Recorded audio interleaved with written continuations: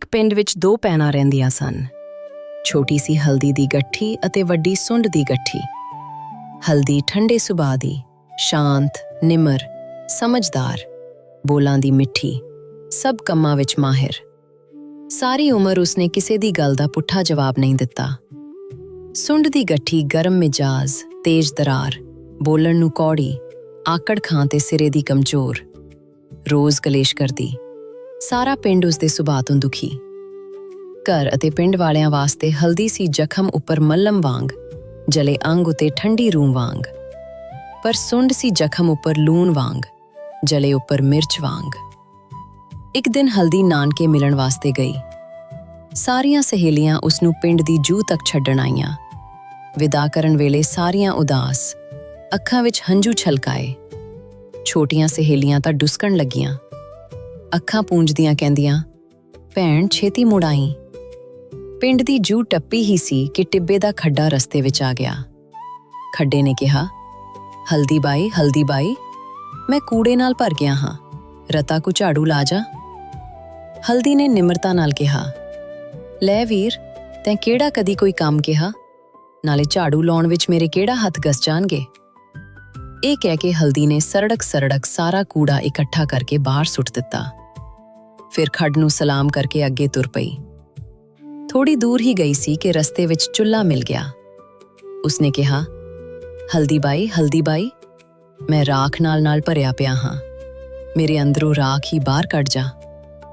ਹਲਦੀ ਨੇ ਖੁਸ਼ੀ ਨਿਮਰਤਾ ਨਾਲ ਕਿਹਾ, ਲੈ ਵੀਰ, ਤੂੰ ਕਦ ਆਖੇਂਗਾ, ਰਾਖ ਕੱਢਣ ਨਾਲ ਮੇਰਾ ਕਿਹੜਾ ਰੰਗ ਕਾਲਾ ਹੋ ਜਾਏਗਾ।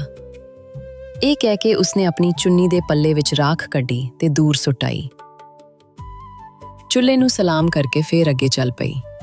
ਰਸਤੇ ਵਿੱਚ ਬਿੱਲੀ ਮਿਲੀ। ਬਿੱਲੀ ਨੇ ਕਿਹਾ, ਹਲਦੀ ਬਾਈ, ਜੂਆਂ ਕੱਢ ਕੇ ਮੇਰਾ ਸਿਰ ਗੁੰਦੇ। ਹਲਦੀ ਨੇ ਕਿਹਾ, ਲੈ ਭੈਣ, ਤੂੰ ਕਦ ਕਹੇਂਗੀ, ਜੂਆਂ ਕੱਢਦਿਆਂ ਮੇਰੇ ਕਿਹੜਾ ਨੌ ਗਸ ਜਾਣਗੇ। ਜੂਆਂ ਕੱਢ ਕੇ ਕੰਘੀ ਕਰਕੇ ਹਲਦੀ ਨੇ ਬਿੱਲੀ ਦਾ ਸਿਰ ਗੁੰਦ ਦਿੱਤਾ ਤੇ ਸਲਾਮ ਕਰਕੇ ਅੱਗੇ ਤੁਰ ਪਈ। ਰਸਤੇ ਵਿੱਚ ਬੇਰੀ ਆਈ। ਬੇਰੀ ਨੇ ਕਿਹਾ, ਹਲਦੀ ਬਾਈ, ਮਬਾਈ ਮੇਰੇ ਕੰਡੇ ਚੁੱਗ ਦੇ। ਹਲਦੀ ਨੇ ਕਿਹਾ, ਲੈ ਭੈਣ, ਤੂੰ ਕਿਹੜਾ ਰੋਜ਼ ਸਵਾਲ ਪਾਉਣੇ ਨੇ, ਕੰਡੇ ਚੁਗਣ ਵਿੱਚ ਮੇਰੀਆਂ ਕੋਈ ਉਂਗਲਾਂ ਟੁੱਟਦੀਆਂ ਨੇ। ਇਹ ਕਹਿ ਕੇ ਉਸਨੇ ਬੇਰੀ ਹੇਠੋਂ ਕੰਡੇ ਚੁਗੇ ਤੇ ਦੂਰ ਸੁੱਟ ਆਈ। ਫਿਰ ਬੇਰੀ ਨੂੰ ਸਲਾਮ ਕਰਕੇ ਅੱਗੇ ਤੁਰ ਪਈ। ਰਸਤੇ ਵਿੱਚ ਸਮੁੰਦਰ ਮਿਲਿਆ।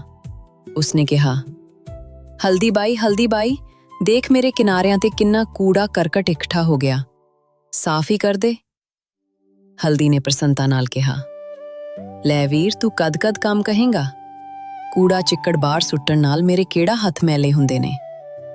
ਮਹਿੰਦੀ ਰੰਗੇ ਹੱਥਾਂ ਨਾਲ ਉਸਨੇ ਚਿੱਕੜ ਕੂੜਾ ਸਾਫ਼ ਕਰ ਦਿੱਤਾ। ਸਮੁੰਦਰ ਨੂੰ ਸਲਾਮ ਕਰਕੇ ਅੱਗੇ ਤੁਰੀ। ਰਸਤੇ ਵਿੱਚ ਊਠ ਮਿਲ ਗਿਆ। ਊਠ ਨੇ ਕਿਹਾ, ਹਲਦੀ ਬਾਈ, ਮੇਰੀ ਛਾਤੀ ਨੂੰ ਚਿਚੜੀਆਂ ਲੱਗ ਗਈਆਂ, ਬੜਾ ਤੰਗ ਕਰਦੀਆਂ ਨੇ, ਖੇਚਲ ਤਾਂ ਹੈ ਪਰ ਕੱਢ ਦੇ।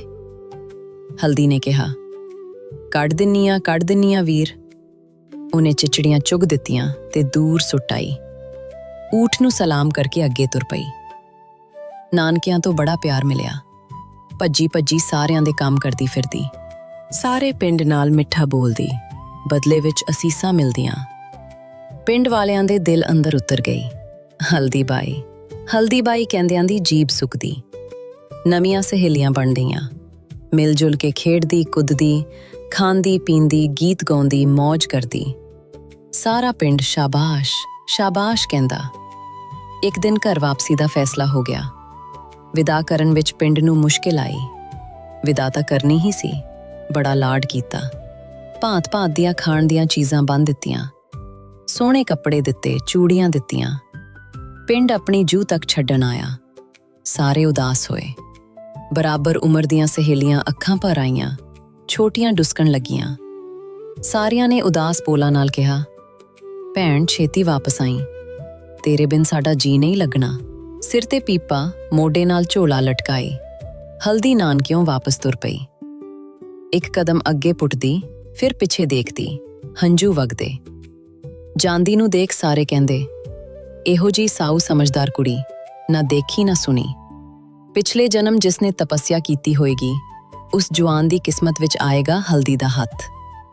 ਊਠ ਲਾਗਿਓਂ ਲੰਘੀ ਤਾਂ ਊਠ ਨੇ ਕਿਹਾ, ਹਲਦੀ ਬਾਈ, ਦੂਰ ਦੂਰ ਦੀ ਟਲੀ ਟਲੀ ਕਿਉਂ ਜਾ ਰਹੀ ਹੈ?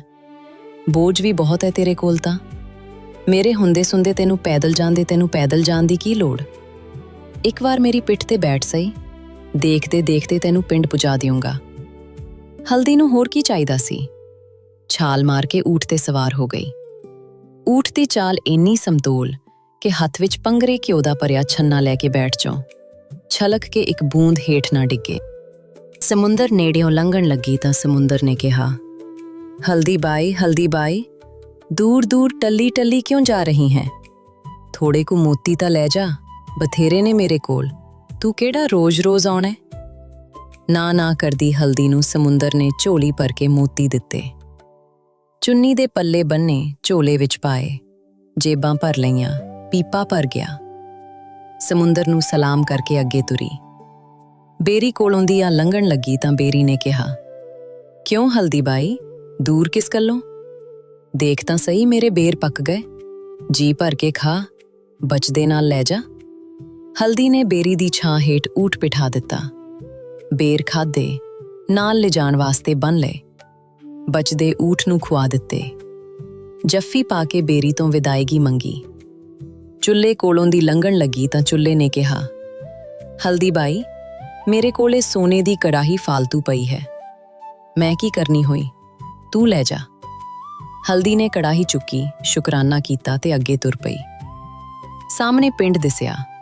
ਹਲਦੀ ਨੇ ਊਠ ਭਜਾ ਲਿਆ। ਖੱਡੇ ਲਾਗਿਓਂ ਲੰਘਣ ਲੱਗੀ ਤਾਂ ਖੱਡੇ ਨੇ ਕਿਹਾ, ਦੂਰ ਦੂਰ ਦੀ ਕਿਉਂ ਜਾ ਰਹੀ ਹੈ ਹਲਦੀ ਭੈਣ? ਕੋਈ ਗਹਿਣਾ ਗੱਟਾ ਤਾਂ ਲੈ ਜਾ, ਬਥੇਰੇ ਪਏ ਨੇ, ਆਪ ਪਹਿਨੀ, ਸਹੇਲੀਆਂ ਵਿੱਚ ਵੰਡੀ। ਖੱਡੇ ਤੋਂ ਗਹਿਣੇ ਲੈ ਕੇ ਅੱਗੇ ਚੱਲੀ। ਬਿੱਲੀ ਮਿਲ ਗਈ। ਬਿੱਲੀ ਨੇ ਕਿਹਾ, ਹਲਦੀ ਭੈਣ, ਮੇਰੇ ਕੋਲ ਟੋਕਰੀਆਂ ਮੇਵਿਆਂ ਦੀਆਂ ਭਰੀਆਂ ਪਈਆਂ ਨੇ, ਆਪ ਖਾ ਤੇ ਸਹੇਲੀਆਂ ਨੂੰ ਖੁਆ। ਪਿੰਡ ਪੁੱਜ ਕੇ ਊਠ ਪੁੱਕਿਆ। ਰੌਲਾ ਪੈ ਗਿਆ, ਹਲਦੀ ਆ ਗਈ। ਸਾਰਾ ਪਿੰਡ ਮਿਲਣ ਆਇਆ। ਊਠ ਬਿਠਾ ਕੇ ਉਤਰੀ ਤੇ ਸਭ ਨੂੰ ਮਿਲੀ।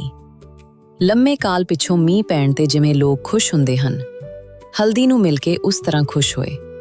ਹਲਦੀ ਬਾਈ, ਇਕੱਲੇ ਘਰ ਜਾ ਚੀਜ਼ਾਂ ਵੰਡਾਈ, ਹੀਰੇ ਮੋਤੀ ਵੰਡੇ, ਬੇਰ ਵੰਡੇ, ਮੇਵੇ ਵੰਡੇ, ਘਿਓਰ ਵੰਡੇ। ਫਿਰ ਕਿਤੇ ਕੰਮ ਮੁਕਾ ਕੇ ਆਪਣੇ ਘਰ ਵੱਲ ਚੱਲੀ। ਪਿੰਡ ਨੇ ਕਿਹਾ, ਹਲਦੀ ਬਾਈ ਜੀ ਧੀ ਨਾ ਹੋਈ ਨਾ ਹੋਏਗੀ। ਹਲਦੀ ਨੂੰ ਇੰਨਾ ਲਾਡ ਪਿਆਰ, ਇੰਨਾ ਮਾਣ ਸਨਮਾਨ ਮਿਲਦਾ ਦੇਖ ਕੇ ਸੁੰਡ ਦੀ ਗੱਠੀ ਦਾ ਗੁੱਸਾ ਅਸਮਾਨੇ ਚੜ੍ਹ ਗਿਆ। ਤੌਲੇ ਵਾਂਗ ਮੂੰਹ ਫੁਲਾ ਲਿਆ। ਅੱਖਾਂ ਦੀਆਂ ਪੁਤਲੀਆਂ ਵਿੱਚੋਂ ਚੰਗਿਆੜੀਆਂ ਨਿਕਲਣ ਲੱਗੀਆਂ। ਕਿਸੇ ਨਾਲ ਕੋਈ ਗੱਲ ਨਹੀਂ ਕੀਤੀ। ਹਲਦੀ ਤੋਂ ਕੋਈ ਚੀਜ਼ ਨਹੀਂ ਲਈ, ਨਾ ਹੀਰੇ ਮੋਤੀ, ਨਾ ਬੇਰ, ਨਾ ਮੇਵੇ, ਨਾ ਘਿਓਰ, ਨਾ ਗਹਿਣਾ ਗੱਟਾ। ਕੱਛ ਵਿੱਚ 2-4 ਕੱਪੜੇ ਲਏ। ਪੈਰ ਪਟਕ ਕੇ ਮਾਂ ਨੂੰ ਕਹਿੰਦੀ, ਮੈਂ ਚੱਲੀ ਆਂ ਨਾਨਕੇ, ਹਲਦੀ ਫਲਦੀ ਤੋਂ ਵਧੀਕ ਸਮਾਨ ਨਾ ਲੈ ਕੇ ਆਵਾਂ, ਮੇਰਾ ਨਾਮ ਬਦਲ ਦੇਈਂ ਬੇਸ਼ੱਕ। ਕਿਸੇ ਨੂੰ ਪਤਾ ਵੀ ਨਾ ਲੱਗਾ ਸੁੰਡ ਕਦੋਂ ਨਾਨਕੇ ਗਈ, ਪਰ ਜਦੋਂ ਪਤਾ ਲੱਗਾ ਪਿੰਡ ਬੜਾ ਖੁਸ਼ ਹੋਇਆ, ਜਿਵੇਂ ਸਰਾਪ ਉਤਰ ਗਿਆ ਹੋਵੇ। ਲੋਕ ਕਹਿੰਦੇ, ਜੇ ਨਾ ਹੀ ਮੁੜੇ ਤਾਂ ਚੰਗਾ ਹੈ, ਜਿਸ ਦੀ ਘਰ ਵਿੱਚ ਕਦਰ ਨਹੀਂ ਉਹ ਬਾਹਰ ਕੀ ਖੱਟੀ ਖੱਟੇਗੀ। ਪਿੰਡੋਂ ਬਾਹਰ ਨਿਕਲੀ ਹੀ ਸੀ ਕਿ ਟਿੱਬੇ ਦਾ ਖੱਡਾ ਮਿਲਿਆ। ਕਹਿੰਦਾ, ਸੁੰਡ ਭੈਣ, ਮੇਰੇ ਅੰਦਰ ਕੂੜਾ ਭਰ ਗਿਆ, ਸਾਫ਼ ਹੀ ਕਰ ਦੇ। ਸੁੰਡ ਗੁੱਸੇ ਨਾਲ ਬੋਲੀ, ਮੈਨੂੰ ਕੋਈ ਹਲਦੀ ਫਲਦੀ ਨਾ ਸਮਝ, ਮੈਂ ਹਾਂ ਸੇਠ ਛਾਦੀ ਸੁੰਡ, ਮਰੀਜ਼ਾਂ ਦੇ ਦੁੱਖ ਦੂਰ ਕਰਨ ਵਾਲੀ, ਮਹਿਲਾਂ ਵਿੱਚ ਸੌਣ ਵਾਲੀ, ਭੰਗੜ ਨਹੀਂ ਕਿ ਤੇਰਾ ਕਚਰਾ ਢੋਂਦੀ ਫਿਰਾਂ। ਹਿੰਮਤ ਹੈ ਤਾਂ ਨੌਕਰ ਰੱਖ, ਨਹੀਂ ਤਾਂ ਫਿਰ ਕਿਸਮਤ ਨੂੰ ਰੋ। ਅੱਗੇ ਗਈ ਚੁੱਲ੍ਹਾ ਮਿਲਿਆ।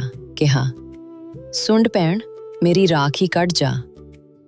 ਸੁੰਡ ਗੁੱਸੇ ਵਿੱਚ ਬੋਲੀ, ਮੈਂ ਕੋਈ ਹਲਦੀ ਫਲਦੀ ਨਹੀਂ ਤੇਰੀ ਵਗਾਰ ਕਰਾਂ, ਮੈਂ ਹਾਂ ਸੇਠ ਛਾਦੀ ਸੁੰਡ, ਕੰਮ ਆਉਣ ਵਾਲੀ ਦਵਾਈ, ਮਹਿਲਾਂ ਵਿੱਚ ਸੌਣ ਵਾਲੀ। ਪੈਸੇ ਨੇ ਤਾਂ ਨੌਕਰ ਰੱਖ, ਨਹੀਂ ਕਰਮਾਂ ਨੂੰ ਰੋ। ਅੱਗੇ ਗਈ ਤਾਂ ਬਿੱਲੀ ਮਿਲੀ। ਉਹਨੇ ਕਿਹਾ, ਸੁੰਡ ਭੈਣ, ਮੇਰੀਆਂ ਜੂਆਂ ਕੱਢ ਕੇ ਸਿਰ ਗੁੰਦ ਦੇ। ਗੁੱਸੇ ਵਿੱਚ ਸੁੰਡ ਬੋਲੀ, ਮੈਨੂੰ ਹਲਦੀ ਫਲਦੀ ਨਾ ਸਮਝ, ਮੈਂ ਕੋਈ ਨੈਣ ਤਾਂ ਨਹੀਂ ਤੇਰਾ ਸਿਰ ਗੁੰਦਾ। ਤਾਕਤ ਹੈ ਤਾਂ ਨੌਕਰ ਰੱਖ, ਨਹੀਂ ਰੋ ਕਰਮਾਂ ਨੂੰ। ਚਲੋ ਚੱਲ। ਬੇਰੀ ਮਿਲੀ। ਉਸਨੇ ਕਿਹਾ, ਸੁੰਡ ਭੈਣ, ਮੇਰੇ ਕੰਡੇ ਹੀ ਚੁੱਗ ਜਾ। ਸੁੰਡ ਗੁੱਸੇ ਵਿੱਚ ਬੋਲੀ, ਉਹ ਕੋਈ ਹਲਦੀ ਫਲਦੀ ਹੋਏਗੀ ਕੰਡੇ ਚੁਗਣ ਵਾਲੀ।